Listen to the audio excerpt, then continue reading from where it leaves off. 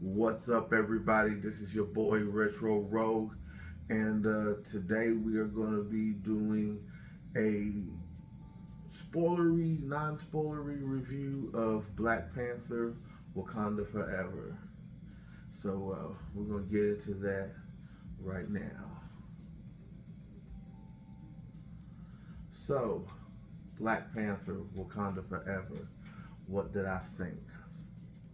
Two things I want to say before I even get started, real quick, is I saw it Thursday, and then I went and I saw it last night. This being Saturday morning, and I wanted to see it twice. Uh, the first night I went actually during the day during a matinee, 3 in the afternoon with a couple of buddies. Almost empty theater. It was nice, you know. The way I could watch it, I could kind of take it in first time watching it, you know, without the spectacle of a large crowd behind you, you know, people jeering and jeering. Uh, then of course came the main night, huge huge crowd in the audience. Uh, Solemn crowd because the tone of the movie kind of calls for it. There were moments where people were, excited, uh, but second time I wanted to see it with the crowd, get that experience, and just I wanted to see it again. You know, uh, that's how I felt. I really enjoyed the film. Then I wanted to, and this may sound weird, I wanted to, before I did my review, non spoilers for whatever, I wanted to go online and I wanted to see reactions to other people, other YouTubers, other fans of the IP. And I feel like there's a lot of people out there that did not see the same movie I saw. Uh, One of the things that bothers me, and it has bothered me in the fandom of pop culture my entire life, is gatekeepers. People who feel like their opinions are fact. People who think they are the foremost authority on any particular uh, uh, genre of fandom, any kind of comic book character, property, you name it. Okay, music, I don't care, movies, whatever. Right? We can all agree, those people suck. Uh, there's also another type of people that just kill me, and that is people who, and is kind of strictly in the MCU. But thanks for letting me know that, YouTube. That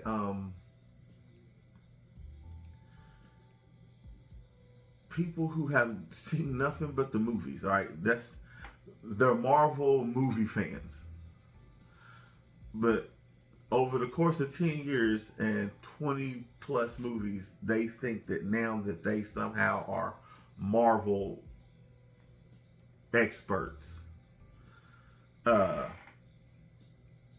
who want to say, "Oh well, that that shouldn't be how that character should be played," or you can't do that with that character because of this and that. And as someone, okay, I'm 43 years old. I've been reading comics since 1984, since I was 5, and a lot of those comics were older than me when I started reading comics. And I tell people I'm a Marvel baby, man. I grew up reading nothing but Marvel. Stan Lee was my babysitter. Steve Ditko was my babysitter. You understand what I'm saying? Jack Kirby was my babysitter. Alright? John Romita and his son were my babysitters. You hear what I'm saying to you?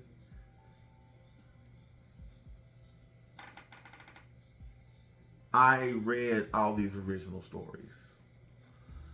And one of the biggest nitpicks I'm hearing online, especially concerning this movie, is, oh, that's not how Namor is. And you're right. I know for a fact the way he's portrayed in the movie is not how he is portrayed in the comic books. But it's okay because the way he's done in the movie works for the MCU and what they're doing in the MCU. And to those people who have this issue about the way Namor's being played in the movies, let me educate you on two of your most beloved Black Panther characters. Namely, M'Baku, or as he's known in the comic book, M'Baku Man-Ape, and the Queen Mada, Ramonda, who in the comic books is not T'Challa's mother. She is in fact his stepmother and has been working diligently to kill him and take over the kingdom of Wakanda for years. And in the comic books, M'Baku is a prolific villain of Black Panther, who him and his Jabari tribe has been trying to take over for years, decades. This is not their characters in the MCU. Not even close to the way their characters are drawn and written in the comics.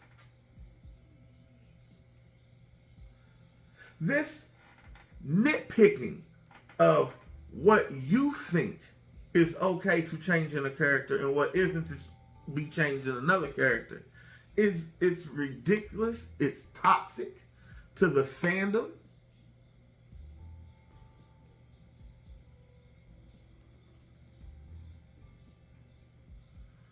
You understand what I'm saying? It is toxic to the fandom.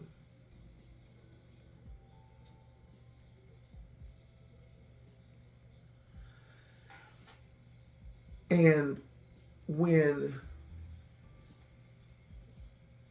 you belch these things like it's a state of fact and not simply your opinion, I can respect you not liking a film. I can respect anyone not liking anything.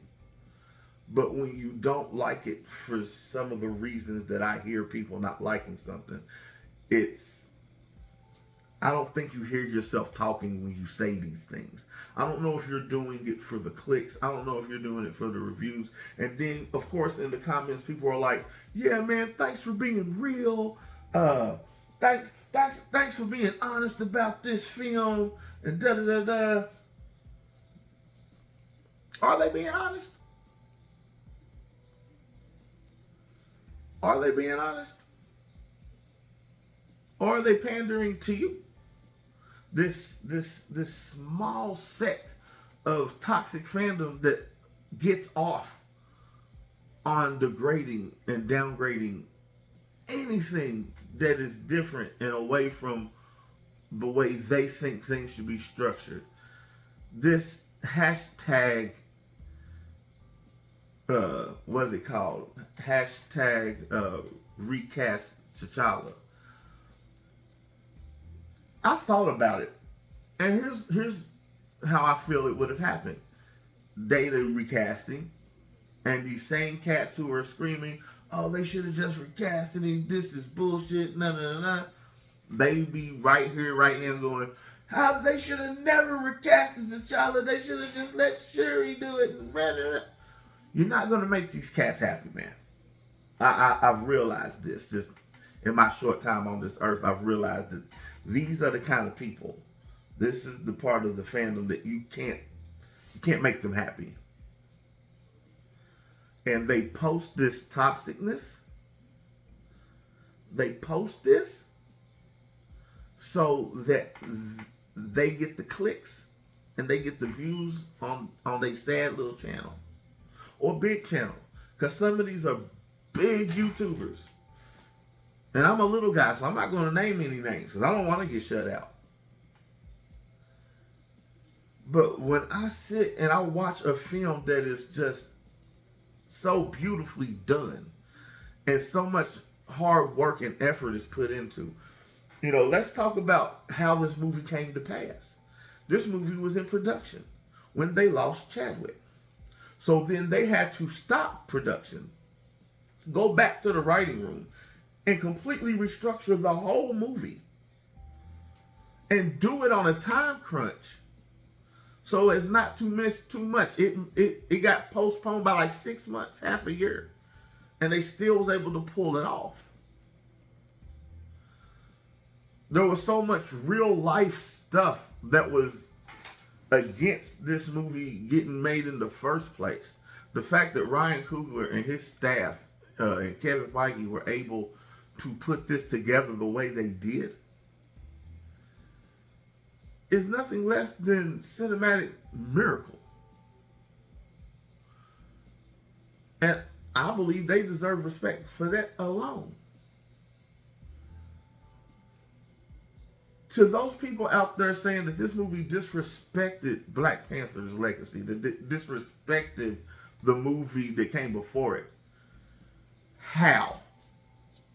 I need you to, how? What was so egregious in this film?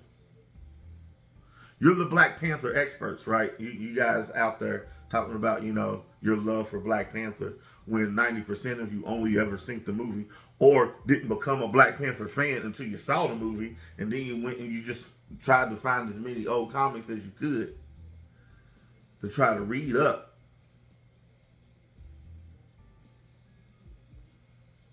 And if you did that, then you would know that that T'Challa has not been Black Panther in the comics for years. Years. He doesn't hold that mantle anymore. He wears the suit, but he doesn't hold that mantle. Shuri does. She is also the queen of Wakanda. Has been for years.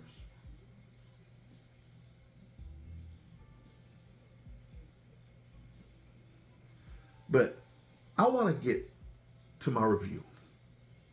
So I'm going to stop ranting now.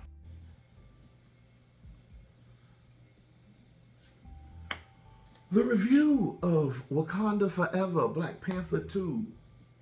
I love this film. I thought it was excellent. I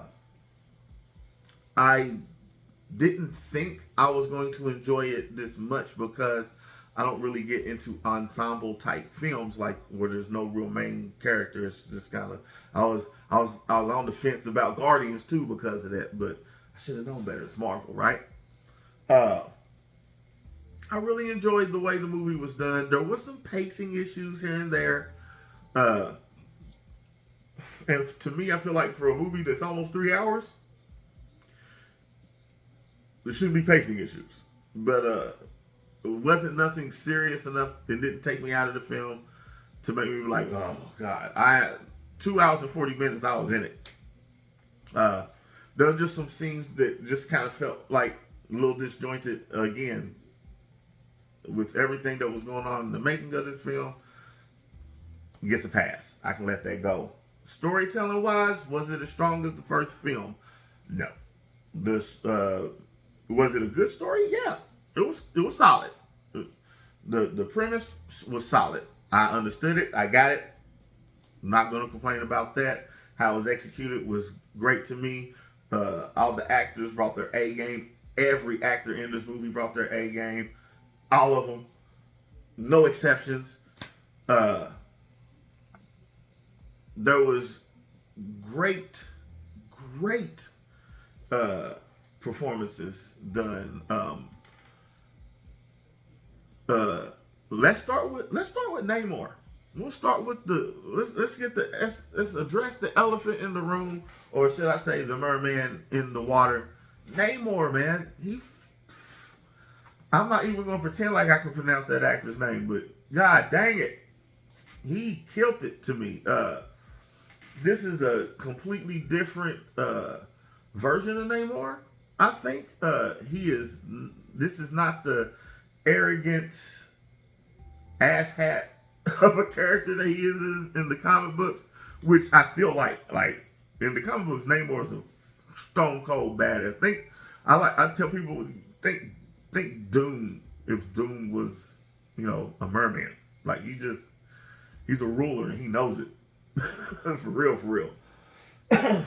uh, but as far as the acting for him, I thought it was brilliant. I thought his motivations were solid. I felt where he was coming from, and I felt where he was coming from out the gate, which to me are the best villains. And I don't even know if I'm comfortable really calling Namor a villain in this. I feel like the villain in this movie was circumstance. I feel like the villain in this movie was time and circumstance. That's like the circumstances for why Namor came to Wakanda. I feel like is the villain. I feel like what had happened. Marvel is getting really good at showing you that, hey, actions have consequences. So this happened in this film. Guess what? There's reverberations. There, that you created in the pond when you threw that rock. This is spreading out into the world. So I kind of like that they are addressing a lot of those things. But nah, man, Namor, loved it. Thought he did great. My girl Ayo comes back. I love her so much. She don't say nothing. She is a woman of few words, but she whoops ass like no other. She doesn't get a lot of shine in this, but it's okay. I enjoy seeing her. I think she's like the sexiest of the Dora Milaje. Sorry, Okoye, but Ayo, man, I'd rub that in. Let me shut up. We got introduced to a new member of the Dora Milaje, a young lady by the name of Anika. And she is another stone cold, just badass, just wrecking shop with her freaking vibranium daggers, just killing it, doing something a little different instead of the spear, which Okoye does not like. Okoye, my sister, man, look, there's some shit that pops off. Well, Okoye gets in trouble. Like, the Queen Mother not happy at all. Like, Okoye gets some deep shit. And for the first time, I ain't gonna lie, because I was one of the people at the end of the first Black Panther movie. I was like, so what we gonna do about all these trees of this motherfucker's here, though? Because, okay, I get it. Killmonger won fair and square and all that shit. But this motherfucker decides to wage war on the world, burns all the heart-shaped herb, has no ills with killing his own people if they don't do exactly. He clearly was a dictating, tyrannical bastard. No offense to the Killmonger fans out there. I never said he was wrong in his beliefs. Just his execution was foul. And you couldn't see through that. Okoye's whole thing was her loyalty was to the throne, not the person. But I still feel like there should have been some consequences for that shit, man. When the dust settled and the T'Challa's family ended up back in control, I don't understand how there was no consequences. Her husband had some consequences. He sided with Killmonger. He had some consequences. But that all comes back around after some shit happens in the movie. That all comes back around. And Okoye kind of ends up in the doghouse. But she makes a comeback. I'm saying. We get the return of our favorite colonizer, Everett Ross. Now, I will agree with a lot of cats out there. The Everett Ross stuff could have been left out of the movie, and you wouldn't have even have known it was. It made no difference. They could have left that out of the film. I love dude. I think he's a great actor. I love Everett Ross. I just like his character because he's his character is kind of us. You know, he's just like discovering all this shit for the first time, and he likes it, and he's defensive of it. He wants to defend Wakanda as much as he can. These people saved his life, but that whole bit, as much as I enjoyed it, they didn't need to be in there. It's a 2 hour 40-minute movie, and there's probably 15-20 minutes that they could have just on the cutting room floor, man. It'd have been fine. But again, not hating on that. It was a choice, and it did not deter nor take me out of my enjoyment of the film. There were two characters that were staunchly in the film, but it took them forever to give you any idea who the hell they were, simply because they really don't look like their comic book counterparts, and that is Atuma and Namora. Namora is a full-on Tolakan? No, because their kingdom is Tolakan, and I'm like not Atlantis, but she's blue. And in the comic books, Namora is not blue. Namora is very much a female version of Namor. She is a clone.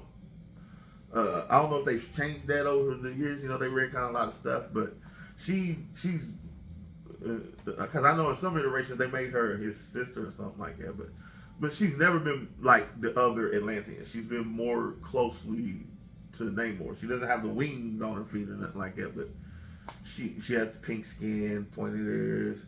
And yeah, I was weird. She was full on mer girl. Atuma just again because Atuma in the comic books is to Namor what M'Baku is to T'Challa in the comic books. It's like he's always scheming, trying to take Atlantis from Namor. Every once in a while, they see eye to eye. They very much see eye to eye when it comes to surface world shit. It's kind of, sort of. But like, they had prominent roles in the film that just to me, I was like, did we need them? I feel like you could have probably saved them for a Namor movie or whatever down the line, because they were allocated to henchmen, and I don't know. That was weird to me. But again, I'm cool with it. It didn't take me out of the movie. Then there's Riri Williams, who, truthfully, I was kind of looking forward to seeing her introduced into this movie. After seeing how they introduced her to this movie, I didn't hate it. It was kind of MacGuffin-y. It was like, okay, we need a reason to put her in this film. What's the reason? Okay, well, she's the person who came up with the technology to, find blah blah blah blah blah blah blah. And now people are upset. Like it I didn't hate how they brought her into the film. I don't know. Could she have been left out of the movie? Yeah. She explained to you the Riri Williams stuff, the Everett Ross shit. That is all them explaining to the audience. This is not just allocated to Wakanda and Tolakan. This has world-changing ramifications. Like, everybody's paying attention. Everybody's watching. Wakanda is no longer the isolationist nation that it once was from Winter Soldier, Civil War, Black Panther, and the Infinity War. It's not that nation anymore. It's now playing on a world stage, so everybody's paying attention. Everybody is now playing this game of chess. This is no longer chess. This is Chinese checkers. You got 6, 7 different players now. This is real, and I appreciate that. That's why it's 2 hours and 40 minutes. So I understand the push, why they did what they did with those characters. Again, Ryan Coogler did a great job executing this film, doing what he could with the struggles he had to deal with. And understand that this man lost a friend. He lost a comrade, a brother, and was trying to live up to his memory and respect him as well while making this film. So he everybody that's in this movie, filming this movie, was doing so, through real hurt. We as fans love to say, that we were hurt too, but were we really? We ain't know Chadwick Boseman like that. They knew that man beyond the role that he played. These people had lasting relationships with this man. Some of them more than likely had eaten in his home with his family, and vice versa. So they were making this film through all of that as well. And they gave us this masterpiece of a film. I can understand people not enjoying it as much as they want to or wanted to because it wasn't as action packed, or I get that. But this showed representation of culture, and this showed how people deal with pain and loss and how to move on from that pain and loss in a way that I don't think any Marvel film has done before. Endgame didn't do it.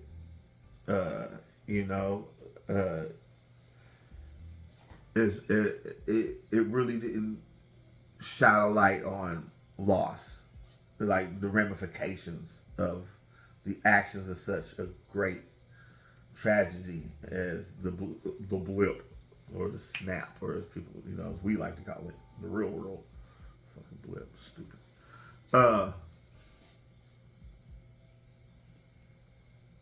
But yeah, I don't want to give too much of this movie away because there's just so much that I want to say that I can't.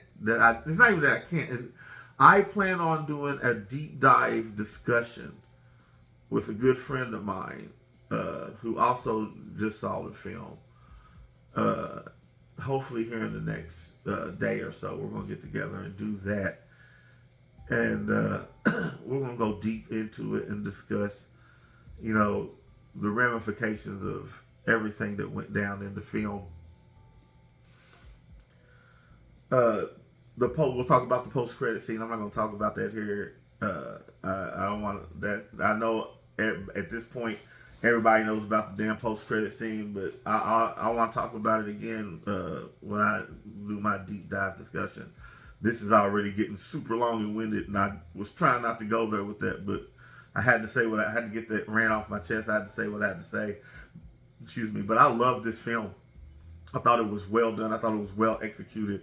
For whatever few problems and nitpicks there was in the movie, there's no such thing as a perfect film. It doesn't exist. Stop looking for it. It's not a thing. But I give this a strong 9 out of 10. Did I enjoy it as much as the first one? No. Do I love and respect it as much as the first one? Yes. I think it's a masterpiece. I think it's great. I think it's beautifully filmed. It's beautifully acted. It's beautifully directed. The writing was top notch with the time frame that they had to work with and the tragedies they had to deal with. I think Letitia Wright rocked it as Shuri, and I think anyone that says she didn't needs a fucking head examined. And I personally feel like if your goal is to get online to bash this film, you better come with a strong fucking argument and not with some MCU I've been watching for 15 years bullshit, buddy, because those of us who've been reading the comics for years will eat you alive with real comic book facts. As factual as comic books can be, because they're made up stories. You're getting ate up over made up shit. None of this shit's real. We're just watching, trying to enjoy ourselves, having a good time. I love the film. And I know there's a lot of you brothers and sisters and allies out there that love this film. I know there's a lot of my Hispanic brothers and sisters out there that love this film and the representation that it gave them. And I'm not gonna sit here and sugarcoat that that I just absolutely no. I had issues with the film. I spoke on them,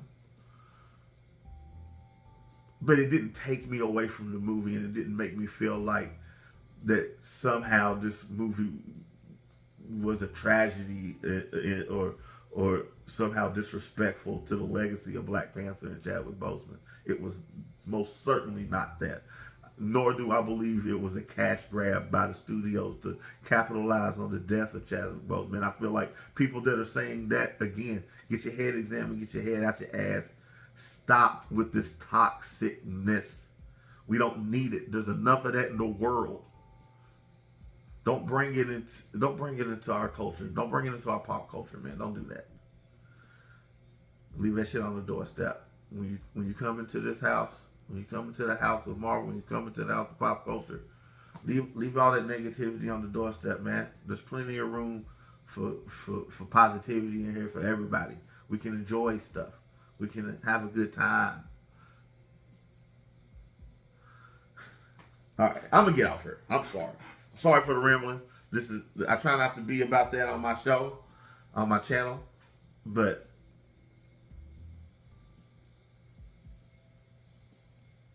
when I'm passionate about something, man, I gotta speak on it. I just do. Anyway, this is Retro Road. It's the Age of the Geek. We rule the world.